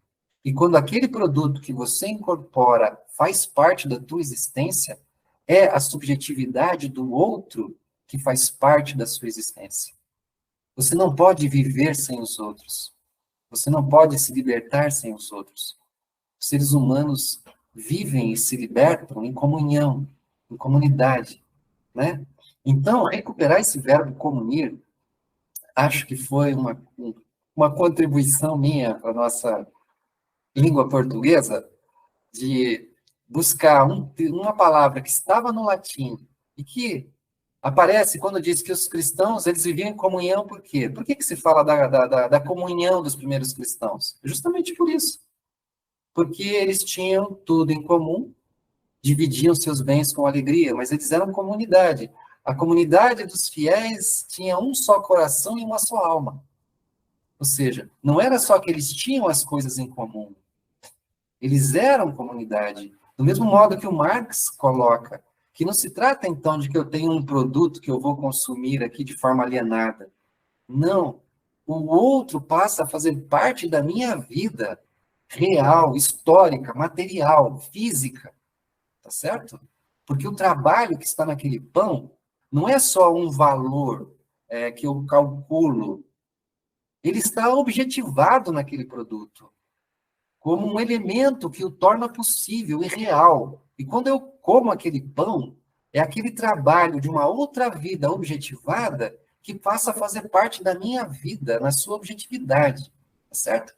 Então, eu sei que tem uma porção de coisa aí que a gente pode voltar a discutir mais adiante, mas essa coisa das metáforas teológicas do Marx, que o Dussel trabalha como metáfora, há um conceito-chave no Marx, que é o conceito de mediação, que é um conceito próprio da dialética, mas que o Marx toma de uma forma muito rigorosa. E é preciso abolir o Estado e abolir o mercado. Por quê? Porque o Estado se coloca como mediador da universalidade da liberdade humana. E para Marx isso já é alienação. Porque o mediador da liberdade humana não é o Estado. O mediador da liberdade humana de cada ser humano é cada ser humano concreto. Cada pessoa, historicamente, é mediadora da realização da comunidade. O Estado, como um produto das mãos humanas, não substitui o ser humano que o produz. Não adianta esperar pelo imposto que o Estado vai cobrar, ou pela distribuição que o Estado vai fazer, como se fosse uma imposição externa, como se fosse uma norma ética, agora realizada no plano do direito, que se impõe de fora para dentro. Não. A mediação tem que vir de dentro para fora. O indivíduo se torna livre quando ele exerce essa condição de mediador da liberdade dos outros. Com o seu trabalho, com o seu conhecimento, com sua afetividade, com sua existência, não é? E aqui a mesma coisa com o mercado. Inclusive, ele faz até uma passagem falando, né, do dinheiro, do mercado, como mediador, né? Então, lá nas notas de James Mill mesmo, ele começa no momento dizendo, Cristo é o mediador. E aí por aí vai, né? Depois ele vem falando o mercado como mediador, né? E o dinheiro cumprindo esse papel da universalidade. Então, como se através do mercado nós fôssemos encontrar a universalidade da liberdade. Também não. Não é nem pelo Estado, não é nem pelo mercado. Então, aonde estará a instância em que se realiza a libertação humana? Qual é essa instância? O Engels vai dizer, Gemeinwesen. Gemeinwesen é a comunidade. É a comunidade. O Engels diz assim, na crítica do programa de Gotha lá, porque o Engels também fez a crítica ao programa de Gotha, e ele fala, tem Estado demais aqui, a palavra Estado repete muito isso aqui, não dá, tem que tirar isso aqui, porque a Comuna de Paris, diz o Engels, nem era um Estado propriamente dito. A gente pode trocar a palavra Estado por Gemeinwesen, por comunidade, porque ela representa muito melhor a noção de comunismo, que é a que nós assumimos, né? Então, é a comunidade. Não há como libertar-se um indivíduo sozinho, porque ninguém se liberta sozinho, em função das mediações do mundo, mas também é impossível libertar a humanidade toda em seu conjunto. Por que é impossível libertar a sociedade toda em seu conjunto? Porque existe a classe opressora, dominante, que não quer se libertar da opressão que ela exerce, da dominação que ela exerce. Ela não quer fazer isso. Então, é uma ilusão imaginar que nós vamos convencer os opressores a que eles aceitem a libertação dos oprimidos, porque, ora, isso não existe. Então, Paulo Freire está certíssimo. Tenho que saber em favor de quem eu atuo e contra o que eu atuo. Eu atuo contra o projeto dessa classe dominante que aí está. Para quê? Para poder realizar a libertação de todos, inclusive deles. Tá certo? Mas como é que a gente faz isso? Organizando as comunidades. Do ponto de vista dessa luta de classes, nós temos a ação política, com o processo da contradição, do enfrentamento das classes, da luta de classes, que existe. Não é que o Marx inventou isso. Ela existe, é real. Então, temos que tomar uma posição frente a isso e ser capaz de participar desse processo.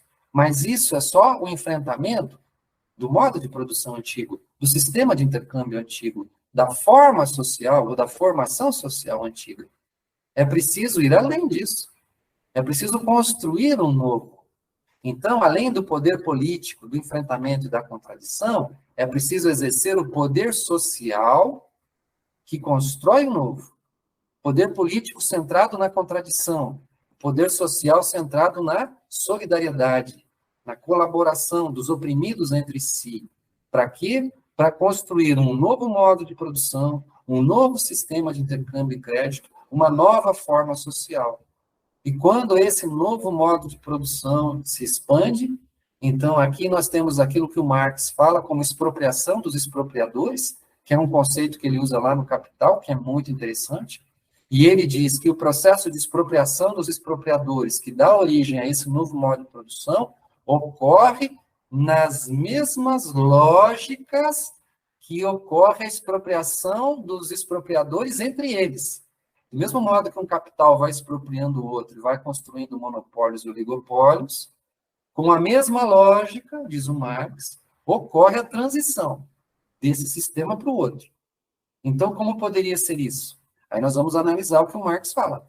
A gente tem duas formas importantes já de socialização que nascem dentro do sistema antigo. Quais são? As sociedades anônimas, em que a propriedade é anônima, portanto, de um grande coletivo, mas nós também temos as fábricas cooperativas.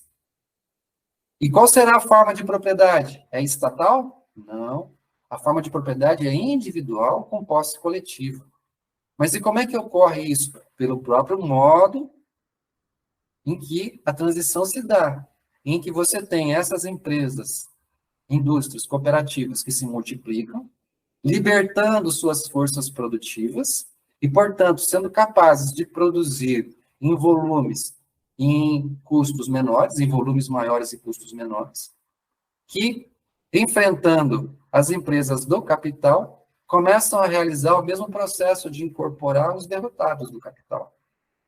Então, você vai tendo uma transição que ocorre do sistema de produção capitalista para um sistema de produção pós-capitalista, que no caso do Marx ali, né, é na primeira etapa socialista e depois comunista, através desses próprios mecanismos de libertação das forças produtivas que começam a ocorrer já dentro do próprio sistema hegemônico. E para isso, também a gente tem uma passagem do Gramsci, o Gramsci falando das duas revoluções. Há duas revoluções. Uma é essa revolução política, não é, da conquista do poder do Estado, que no final tem que ser dissolvido, e ele se acaba, com uma hegemonia, etc. e tal, e que usa o Estado simplesmente para conter a reação da burguesia, não para criar um novo modo de produção. Porque quem cria um novo modo de produção não é o Estado, é a sociedade. Daí vem aqueles conceitos que você falou lá, né? Öffentliche Gewalt, que é o poder público, e Staat, que é o Estado. São duas coisas diferentes. O poder público não é o Estado. É por isso que você consolida um poder público ao mesmo tempo em que você dissolve o Estado. Porque você cria uma nova institucionalidade, gestionada por essas comunidades, onde você tem a res pública constituída, efetivamente. Então, você tem uma res pública que suprime aquele Estado político e que cria uma nova institucionalidade. Talvez a palavra Estado ainda continue sendo usada na literatura para descrever essa nova associação humana com essa nova institucionalidade, mas ela não é o Estado no sentido anterior, que tinha, portanto, classes em que um aparato se constituía para que uma classe, usando desse aparato, pudesse reproduzir essa continuidade de um sistema de acumulação de riqueza que chegou onde a gente chegou, né? Com alguns aí trilionários dizendo lá em Davos, cobrem nossos impostos, por favor, cobrem nossos impostos, né? Cobrem, porque se não for assim, o que vai acontecer, né? Cobrem nossos impostos para fazer política de alimentação, de saúde, não sei o quê. Mas por quê? Porque ou eles tiram-se as migalhas dos ricos para dar aos empobrecidos, e os empobrecidos vivam com essas migalhas, ou se não tiver essas migalhas para os empobrecidos, o que vai acontecer com esse mundo? Essa gente vai para o caminho da criminalidade, vai para o caminho da outros, ou para o caminho de uma revolução, que põe fim a esse sistema. Então, no fundo, é muito importante fazer política de transferência de renda, não estou negando, não, isso aqui está escrito lá num livro que eu publiquei também, no Fome, Miséria e Economia Solidária, é essencial fazer transferência de renda, mas o que eu estou querendo dizer é o seguinte, é que esse processo de expropriação dos expropriadores chega a um ponto que você tem alguns que são os bilionários, trilionários, que têm fortunas imensas e que foram incorporando tudo. E que, por outro lado, esse mesmo processo de expropriação dos expropriadores pode ocorrer com esses organismos da nova economia, dessa economia solidária, libertadora, e que tem também a sua autogestão, etc. e tal, que quando sabe organizar os seus circuitos econômicos solidários, tem a capacidade de mudar o lugar de realização do valor. Em vez de você manter o lugar de realização do valor para o capital comercial, quando você compra o produto do capital comercial, você constitui os seus empórios e suas iniciativas de intercâmbio, de circulação, no campo da economia solidária, e você compra o mesmo produto capitalista que antes você comprava lá, e você compra aqui. E qual é a diferença? Que uma parte da mais-valia que se realizava como lucro do capital comercial, aquela mesma parte da mais-valia agora se realiza aqui, dentro do circuito solidário, e vai para um fundo de economia solidária para promover a libertação das forças produtivas, entende? Então, essa forma de mudar o local da realização do valor permite avançar naquilo que o Marx falou, da expropriação dos expropriadores, porque te permite libertar forças produtivas. Esse aqui é todo um mundo de discussão também, que é no campo da economia de libertação, que estou muito contente também de estar podendo publicar esses volumes aí, e que está muito consolidada. Aliás, tem alguns algoritmos aí de libertação de forças produtivas que podem ser operacionalizados com inteligência artificial restrita. Para fechar essa primeira parte, eu queria só fazer um depoimento, assim, que eu acho que é interessante, que quando eu comecei a me aproximar da filosofia africana, eu não conhecia muito bem o paradigma da libertação, e às vezes eu não conseguia entender muitas coisas por conta dessa incompreensão. Por exemplo, quando o professor Severino Goenha fala sempre da liberdade, das independências para a liberdade, e ele fala da justiça como liberdade. E eu pensei, como que a justiça pode ser liberdade?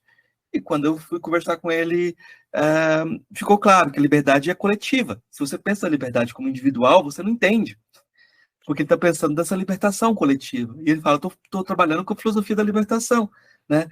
E ele cria um termo, por exemplo, que dialoga com o comunir, de certa forma, que é o lomuco, que ele pega uma palavra africana que significa o desmame, quando a criança deixa de mamar na mãe e vai se alimentar dos frutos da comunidade, né? O lomuco é o termo que ele usa para descolonização.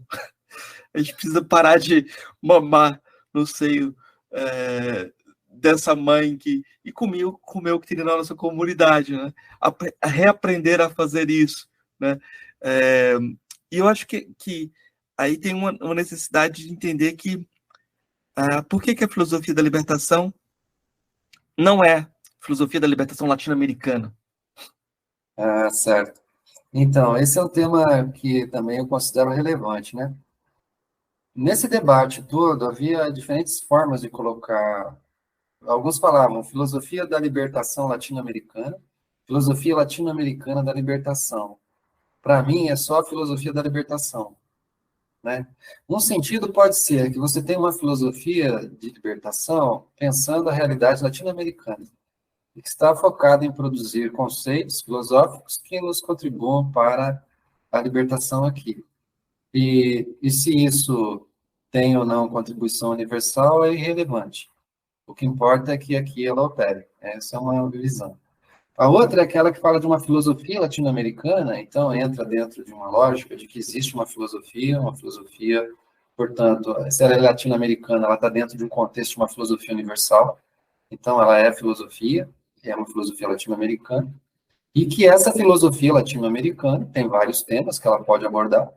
Um desses temas é a libertação, então você tem uma filosofia latino-americana de libertação, tratando da libertação aqui a partir da América Latina, mas com uma ideia de uma identidade latino-americana para esse filosofar, sabe? E aqui tem toda uma discussão importante também aí sobre as ontologias latino-americanas, o sentido da realidade latino-americana, etc. É todo um debate histórico imenso que nesse livro aqui a gente retoma esse debate, apresentando as diferentes abordagens, a importância disso e, ao mesmo tempo, a limitação disso, que problemas trazem esse tipo de abordagem, né? E eu advogo uma posição que se trata de filosofia da libertação. Quando a gente fala de filosofia da linguagem, aí ninguém fala assim, não, a filosofia da linguagem latino-americana, a filosofia da linguagem europeia, a filosofia da linguagem. E você vai tratar todas as formas de linguagem a partir dessa reflexão filosófica. E não é uma filosofia latino-americana da linguagem, uma filosofia norte-americana da linguagem, filosofia europeia da linguagem. Por quê? Porque se está tratando da linguagem e está refletindo filosoficamente, isso daqui tem que se comunicar de algum modo, porque é filosofia, né?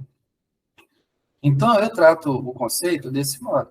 Ainda que eu entenda que, por exemplo, né, outros autores pensem de forma diferente isso, e acreditem que não seja possível uma filosofia da libertação universal, tá certo? Mas eu entendo que em qualquer lugar do mundo onde haja uma praxis de libertação, em qualquer lugar do mundo onde exista praxis de libertação, eu posso aprender com as pessoas que ali estão. Eu posso aprender do saber de experiência feito dessas pessoas. E ao aprender do saber de experiência feito dessas pessoas, eu posso modificar o conhecimento que eu já tenho a respeito da libertação. E, portanto, eu posso reelaborar filosoficamente a minha compreensão de libertação a partir daquilo que é elaborado ali. Do mesmo modo que eu posso compartilhar um conhecimento filosófico sobre a libertação em qualquer lugar do mundo que me convidem para estar ali conversando sobre as práticas de libertação. Em qualquer lugar que me convidem para dialogar, eu posso compartilhar o conhecimento que eu tenho, dialogicamente. E eu sei que o conhecimento pode contribuir também para a problematização, para a reflexão daquela realidade, tanto quanto aquele saber de experiência feito pode contribuir para a minha reflexão.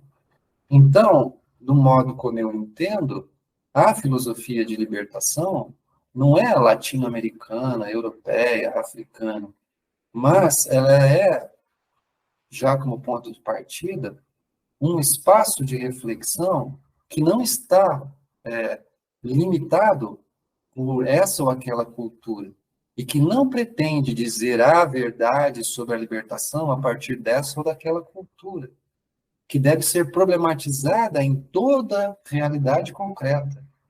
Onde ali está um problema que requer uma reflexão filosófica libertadora, vamos recuperar tudo que já foi dito sobre isso. Existe alguma coisa que nos ajude? Mas não só da filosofia, também da psicologia da libertação, da sociologia da libertação, da antropologia da libertação, da economia de libertação. Sabe? Que outras elaborações podem nos ajudar a refletir sobre isso, sobre esses problemas, a complexidade desses problemas, né? Para pensar a libertação de uma forma coerente, consistente, que contribua para avançar. Então, nesse sentido, é que eu tirei aí esses adjetivos todos, sabe? Porque eu acho que não tem cabimento isso. Não é que não tem cabimento. Eu acho que até tem cabimento. Se alguém quer se focar simplesmente nos autores latino-americanos que pensam a libertação, legal, é um direito da pessoa, né? De cultivar, assim, o que foi produzido na América Latina filosoficamente, sobre libertação. E esse vai ser o objeto da minha vida. Vou estudar, refletir e recuperar isso. Poxa, legal. E é um trabalho imenso e seguramente vai dar muitos frutos. Por quê? Porque existem peculiaridades dessa realidade que, de algum modo, vão caracterizando a produção filosófica que aqui é feita. Então, ele vai poder realmente encontrar, olha, filosofia da libertação produzida na América Latina tem essas ênfases, aqueles aspectos, esses problemas que são os mais relevantes, dado o seu contexto histórico e cultural e tudo isso. Então, ela possui uma característica própria. Pô, legal, bacana. Mas aí a gente já foi para a metafilosofia quase, né? A gente já está investigando não tanto a libertação em si, mas propriamente a produção filosófica sobre a libertação gerada a partir da América Latina. Não que isso não tenha relevância, eu estou dizendo aqui, é importante. Se alguém quer estudar a filosofia europeia de libertação, norte-americana, não tenho objeções a isso, né? Mas eu entendo que a filosofia como tal não está circunscrita a uma comunidade, ou a um país, ou a um continente. Eu acho que ela nos dá elementos críticos, rigorosos, fundamentados de maneira epistemológica, gnoseológica, com diferentes abordagens, que se confrontam entre si nas suas fortalezas e debilidades, etc. E essa elaboração filosófica ela é fundamental se a gente quer construir um mundo de paz, um mundo de reconhecimentos recíprocos, um mundo de comunhão, no sentido que a gente estava falando antes aqui, em que os meios econômicos sejam compartilhados entre todos os povos, em que o conhecimento seja compartilhado entre todos os povos. Se as pessoas querem se apropriar desse conhecimento, se elas querem esses meios para realizar sua liberdade, que seja criado mediações para que elas possam ter acesso a isso. Não que isso seja impositivo, seja obrigatório que as pessoas se apropriem desses meios e conhecimentos, não. Respeitando, e daí a antropologia da libertação, tão importante, a sua reflexão, né, sobre a identidade dos povos e de como é que os povos se colocam nesse diálogo e nessa possibilidade de incorporar ou não aquilo que eles consideram que seja valioso para a sua própria vida, para o seu próprio bem-viver, né. Então, é assim que eu imagino. Se a gente não tiver um parâmetro realmente filosófico para isso, não teremos outro lugar. Onde é que nós vamos encontrar outra instância que produza reflexão sobre isso? Na literatura? A literatura tem a sua contribuição muito relevante também. Tantas obras de literatura que nos ajudam a pensar um mundo de questões, né? Os irmãos Karamazov, do Dostoiévski, por exemplo, que me ocorre aqui, a partir do qual Levinas reformula aquela frase, né? No Karamazov, meus irmãos Karamazov, estava: todos nós somos culpados por tudo e por todos perante todos, e eu mais do que todos, né? E o Levinas reformula isso dizendo: todos nós somos responsáveis por tudo e por todos perante todos, e eu mais do que todos, né? Não é uma culpa, mas uma responsabilidade, né? Então, e como é que isso se transforma, né? Então, toda uma literatura que, na verdade, compõe em si também diferentes visões de mundo e possibilidades de uma crítica das culturas e de valores éticos, etc. Mas a filosofia nos dá mais do que isso. Ela nos dá parâmetros epistemológicos que, no final das contas, nos permitem questionar até que ponto é verdadeiro isso que você me disse. E por que isso é verdade? E como é que isso se valida como verdadeiro? Porque se a gente não tem isso, a gente cai no relativismo das narrativas, né? Então, aquela narrativa que for assumida por uma sociedade fascista será verdadeira, simplesmente porque a maioria acha que é verdade? Não. Qual é o critério epistemológico que valida isso? Certo?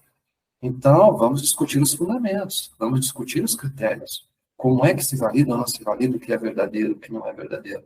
Para mim, a filosofia nos dá isso. E se a gente perder esse horizonte racional, que também envolve as outras dimensões de empatia e outras dimensões da humanidade, que tem que estar presentes aí também, não é?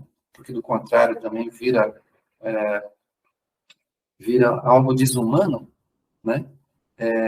Mas esses interpretantes que têm que estar adequadamente compreendidos nesse processo da crítica, e aí todos os interpretantes ali, né, os interpretantes emocionais, energéticos, lógicos, que estão envolvidos em cada processo, lidar com todos eles de uma forma que é plenamente humana, sem invocar nenhuma religião, nenhuma cultura em particular, ou qualquer coisa, mas vamos conversar e nesse diálogo vamos chegar a um acordo de como podemos efetivamente expandir as liberdades de todo mundo para assegurar que o bem viver de cada qual seja realizado. Eu acho que isso é tarefa da filosofia.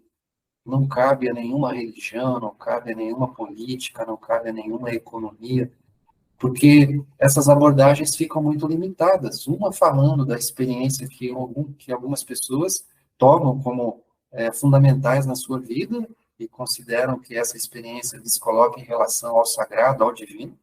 Enfim, é uma questão dessas pessoas e de respeitar o modo delas acolherem essas experiências que elas vivem na vida que elas têm, e isso tem que ser respeitado, mas eu não posso universalizar isso como referência para a libertação de todo mundo. Tampouco posso tomar alguma coisa que aqueles mais letrados e sabedores da ciência política vão dizer que é a verdade para o mundo inteiro, que também não posso, não é? Porque isso me coloca numa condição de um conhecimento que é meramente do ponto de vista político e que perdeu todas as outras dimensões da arte, da cultura, da economia e de tudo o resto que tem que estar, e que eles não são especialistas nisso, na psicologia. Como é que a ciência política vai nos dizer como é que saímos desse processo de produção de subjetividades pelas redes sociais tão marcados hoje, que levam as pessoas a relações tão tristes de aniquilação, dessas linguagens de ódio, de aniquilação de reputações e tudo isso, né? Como é que, se não tiver uma abordagem psicológica para dar conta disso, como é que se lida com isso? Não dá para esperar que a ciência política vai resolver isso. Tampouco esperar que alguns autores produzindo uma economia qualquer vão conseguir transformar. Não vai. Agora, onde é que nós vamos recolher tudo isso? Da antropologia, da sociologia, da psicologia, da economia, vai fazer a mediação de tudo isso. A quem cabe fazer tudo isso? Acho que a filosofia também é papel dela fazer essa sistematização. Daí a primeira parte do livro, Paradigma da Libertação, em que eu recolho tudo isso e vou articulando numa abordagem filosófica, que nos diz, olha, aqui legal, até aqui a gente foi, agora aqui a gente precisa da psicologia da libertação. Ó, até aqui legal, mas daqui para diante precisamos da economia de libertação. Aqui bacana, daqui para diante uma antropologia de libertação, né? A filosofia não substitui as ciências particulares. Por outro lado, ela consegue dialogar com elas, recolhendo esses conhecimentos, criando uma articulação entre eles, a partir de um paradigma. Isso não é um ecletismo que junta um pedaço daqui e outro dali, não. Aqui você tem um paradigma de fundo, que dá coerência a tudo isso, que dá uma unidade, e a unidade não se faz por uma linguagem ou por um método, a unidade se faz por uma praxis de libertação. Na medida em que aquela praxis se mostra efetivamente libertadora, então aqueles processos de psicologia da libertação ali realmente mostraram sua validade, a sociologia da libertação mostrou sua validade, a pedagogia da libertação mostrou sua validade ali, então historicamente aquilo está epistemologicamente validado. Então a gente tem capacidade de acolher tudo isso como um horizonte para a nossa posição no mundo, né? Buscando esse conhecimento que é filosófico, naquilo que filosoficamente ele é próprio, em sua capacidade de questionar a gnoseologia, a epistemologia, a axiologia, a metodologia, enfim, todo esse pedaço aqui que é muito próprio da filosofia, tá certo? Mas, ao mesmo tempo, ela está dialogando com todas as ciências e sendo capaz de perceber também os seus limites como filosofia. Então, não é o filósofo que vai, em último caso, decidir qual é a melhor forma de desenvolver um processo terapêutico do ponto de vista da psicologia, entende? Ali é um mundo de conhecimento específico que não cabe a um filósofo chegar e dizer, olha, não. Mas se a gente vai investigando esses processos todos, a gente pode problematizar. E isso nos cabe. Dizer, olha, até que ponto essa abordagem psicológica aqui, ao fazer tal e tal processos, ela não está ocorrendo nisso ou naquilo. Como a gente faz com a economia, como a gente pode fazer com a teologia, e fazer uma crítica contundente de abordagens teológicas. E, por outro lado, reconhecer méritos em outras abordagens teológicas também, que, de algum modo, se colocam dentro de um horizonte em que você respeita a diversidade das culturas, a diversidade das realizações, que não pretende ser o lugar decisivo da ética, mas que ela também se percebe necessária de ser criticada do ponto de vista ético, para perceber suas limitações naquilo que ela propõe. Então, também há méritos em elaborações teológicas que têm essa capacidade de dar razões das suas elaborações e de ser capaz de debater racionalmente os seus argumentos e de respeitar, por outro lado, uma dimensão de foro íntimo de cada pessoa, que é as suas opções religiosas, né? Que têm que ser respeitadas numa sociedade democrática. Tá certo, professor. Eu queria depois marcar, então, uma segunda parte da conversa, porque tem um monte de questões que eu queria fazer e alguns desenvolvimentos também. Tipo, um exemplo, uma coisa que tem uma afirmação do Walter Mignolo que diz que a filosofia latino-americana é uma filosofia feita por homens brancos de meia idade.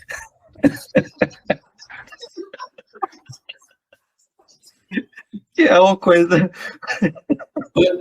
Mas veja só, se a gente fosse pensar a partir do Hegel, você vai dizer, mas quem é que faz a filosofia latino-americana de libertação, né? É a praxis de libertação de todo esse povo que está aí, Não, né? mas aí tem mais coisas assim. Por exemplo, assim, eu acho que uma coisa que até o livro ficou para mim é a questão de gênero também. A gente não tem Tá filósofos. certo. Não, eu acho que isso...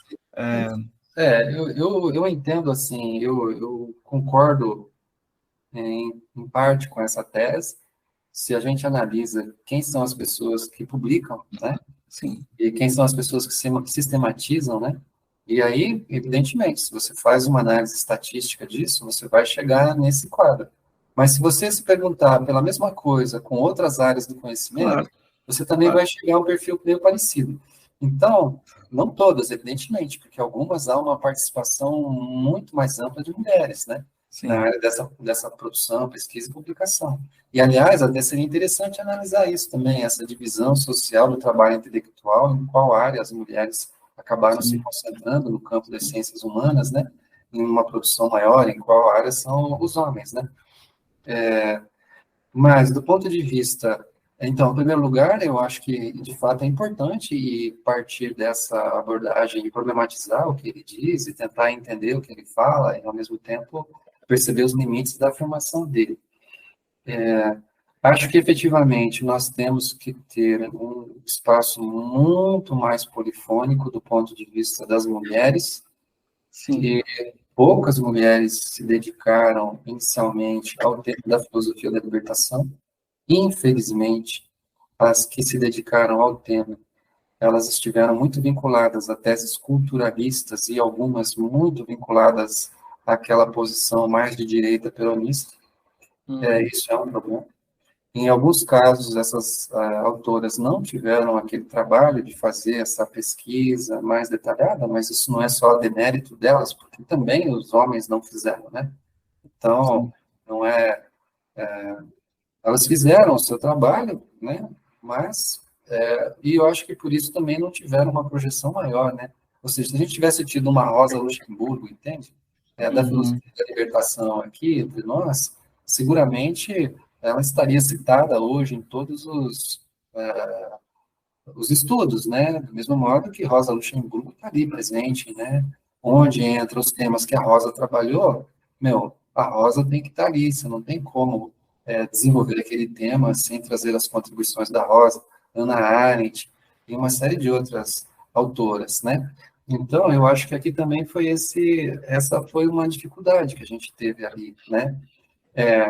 Mas o que eu vejo é que nas gerações mais recentes, de pessoas que trabalham com a filosofia da libertação, algumas meio que enveredaram por áreas meio específicas. Não se reconhecem tanto assim como filósofos da libertação propriamente. Que área que você trabalha? Eu trabalho com interculturalidade. Eu trabalho com pensamento decolonial. Eu trabalho com tal área. Então, no fundo, é como se esses temas não tivessem dentro da sua base de elaboração algum influxo aí da filosofia da libertação, entende?